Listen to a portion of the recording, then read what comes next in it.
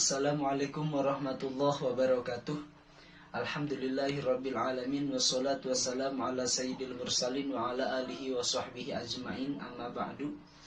Wa bi ikhtisaril kalam, setelah diadakannya musyawarah akbar dan juga munadharah di Kesultanan Banten, itu mengingatkan kepada kita sebagai ahlu sunnah wal jamaah, ternyata betul-betul kita harus meyakini adanya dzurriyyah baginda Rasul, dan juga kita harus mengikuti para ulama salaf bagaimana mereka dulu mengagungkan para habaib, mengagungkan para dzurriyyah baginda Rasulullah sallallahu alaihi wasallam. Karena di dalam kitab Ihyaul Mait juga dikatakan, inna fadaila wa manaqiba alil baiti adimatun muqtaranatun bisulbil islam wa asasihi.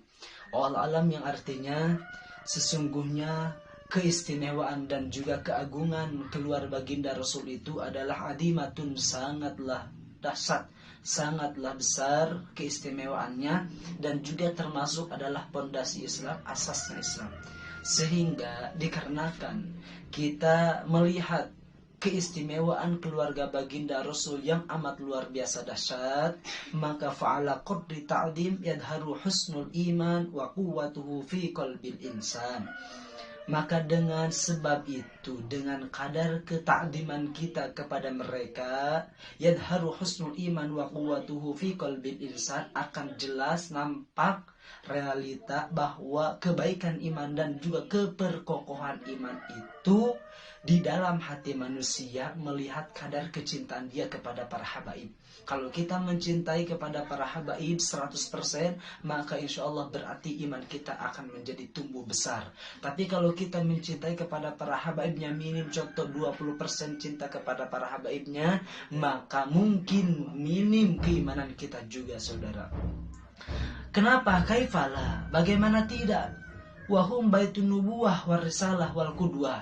Karena mereka itu adalah ahlu bait Nabi, mereka itu adalah keluarga Nabi. Masa iya kita mencintai Nabi? Konon katanya kita mencintai Nabi, kita mencintai Allah. Loh, dzurriyyah Nabi juga kita dicaci dimaki. Kalau kita betul mencintai Nabi, maka kita harus mencintai para dzurriyyahnya. Kenapa? Jangankan Nabi loh, lihat di kitab Ta'lim Ta'lim juga, kita kalau misalkan mengagungkan para guru-guru kita, maka harus kita mengagungkan para anak atau dzurriyyah mereka. Wa min tawqirihi tawqiru aulad. Salah satu mengagungkan bahwa kita mengagungkan guru kita itu harus mengagungkan juga anak-anaknya, cucu-cucunya. Apalagi ini dzurriyyah Rasul yang jelas kita diajarkan di dalam Al-Quran pun, Allah mengajarkan kepada kita lewat firman Allah. Allah nyatakan, qul la as'alukum alaihi ajro illal mawaddata fil qurba. Nah, kurba tersebut, kata Allah kepada Rasul, ya Rasulullah, kul, ucapkan engkau wahai Rasul, la as'alukum alaihi ajro, saya tidak akan meminta upah apapun atas tentang dakwah ini, illal mawaddata fil qurba, hanya saja untuk supaya mencintai fil qurba, kerabat Rasul. Nah, Imam Sa'id bin Jubair menginterpretasikan, memperjelas tentang masalah kurba tersebut. Qala kurba Rasulillah adalah kerabat baginda Rasul Muhammad sallallahu alaihi wasallam. Bahkan di dalam kitab lain tentang masalah ayat kullu as'alukum alaihi ajra illal mawaddata fil qurba, kurba tersebut qalu ya Rasulullah. Ketika ayat tersebut turun kepada baginda Rasul, ini berasal dari Imam Ibnu Abbas radhiyallahu taala anhuma. Nah, ketika itu ayat kullu as'alukum alaihi ajra diturunkan oleh Allah kepada baginda Rasul, maka sahabat qalu ya Rasulullah, sahabat berpendapat. Sahabat langsung bertanya kepada Rasul, wahai Rasul, man qarabatuka haula illadzina wajabat alaina mawaddatuhum. Siapa kerabat-kerabat engkau itu wahai Rasul yang wajib oleh kami cintainya? Rasul berkata, Aliun wa Fatimatu wa waladahuma, yaitu Sayyidina Ali, Sayyidatuna Fatimah, dan juga anak-anak cucu daripada Sayyidatuna Ali dan Sayyidatuna Fatimah Az-Zahra.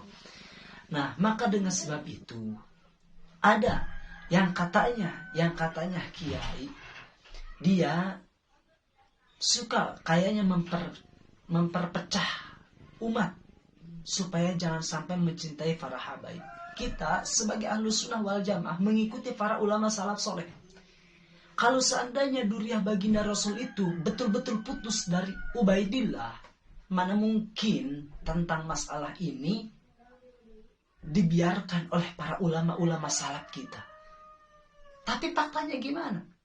Imam Ibnu Hajar, Imam Jalaluddin As-Suyuti, dan para imam-imam kesininya, mereka justru mengakui adanya Duriyah Rasul. Berarti betul nyambung kepada Ubaidillah. Ilmu ente tidak ada apa-apanya sama Imam Ibnu Hajar, sama Imam Ibnu Jalaluddin As-Suyuti, para ulama-ulama salaf.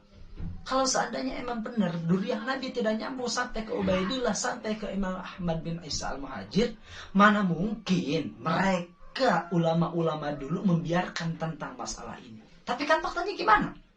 Ulama ahli sunnah wal jamaah justru mereka mengakui adanya Duriyah baginda Rasul. Sedangkan kita disuruh untuk mengikuti untuk para ulama salaf soleh. Mana? Fatabi'is solihah mimman salafa wajanibil bid'ata mimman khalafa. Kita harus mengikuti mereka ulama salaf. Gitu. Tapi ada juga yang lucu. Mana? Katanya kiai. Kata dia, kita lebih baik mencintai Said sama Syarif. Kalau kita tidak boleh kita mencintai para habaib. Kenapa? Habaib itu putus duriyahnya kepada Rasul. Kalau Said Syarif nyambung kepada Rasul, kan lucu. Kalau menurut saya, Kiai, antum harus tahu dulu, Habib dan Said Syarif itu sama. Hanya saja beda julukan, beda lakob, beda nama. Adapun faktanya sama. Said Syarif Habib sama. Hanya saja di Indonesia, Said itu suka dijuluki tradisinya dengan bahasa Habib. Kenapa? Katanya para guru-guru itu adanya bahasa Habib itu pada saat dulu. Pada saat siapa? Yaitu Sohibur Ratib Al-Atos, Habib Umar bin Abdullah. Nah, dari situ dulu karena banyak yang mencintai para habaib, banyak mencintai para Said. Habib itu apa? Habib itu kan kekasih. Habibi, kekasih saya. Ya Habibi, wahai kekasihku. Nah, karena mereka mencintai Duriyah Rasul saking luar biasa dasarnya, makanya suka dijuluk dengan bahasa Habib. Nah, sampai sekarang Habib itu siapa? Habib itu Said. Said itu Habib. Makanya nisbat antara Habib dan Said, panisbat baina Habib wa Said nisbatun taradufun tahqiqiyun. Li'annahuma mutahidani fiddat wa mukhtalifani fil ibarat bi ikhtilafil itibarat. Mungkin antum juga Kiai tahu tentang masalah itu. Said sama Habib sama. Loh, kenapa lucu? Saya lebih baik mencintai Said dan Syarif daripada saya mencintai Habib. Karena Habib putus duriyahnya karena Habib putus kepada Rasul nasabnya. Tapi kalau Said dan Syarif nyambung kepada Rasul, kan lucu. Padahal Said sama Syarif sama Habib sama. Hanya saja julukan, hanya saja panggilan yang beda, nama beda. Tapi kalau masalah hakikinya sama, esensinya pada faktanya sama. Gitu. Seperti mana tuh komenan, saya katakan namanya seperti Kiai Yusuf, katanya Kiai Yusuf yang dari Banten itu. Cobalah kita berpikir dengan secara jernih. Cobalah jangan sampai mempergaduh tentang masalah umat, tentang masalah ini.